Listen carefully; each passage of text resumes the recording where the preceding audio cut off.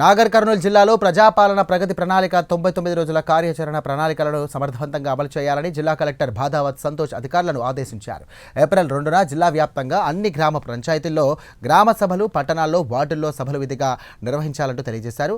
గ్రామ సభలకు హాజరయ్యే ప్రజలకు తాగునీరు అందుబాటులో ఉంచాలని వారు సూచించారు.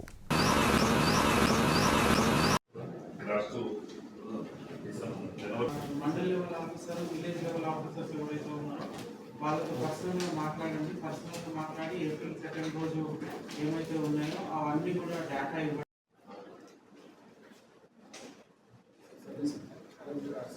తీసుకున్నాం సార్. వాళ్ళు డిపో వాళ్ళగా వస్తారంటే డిఓ గారు ఈ విద్యార్థుల నమోదు ఇచ్చారు.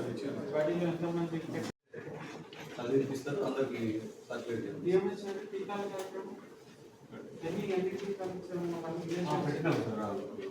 AIDS registration, deliveries, vaccination, full injection, గ్రామ సభ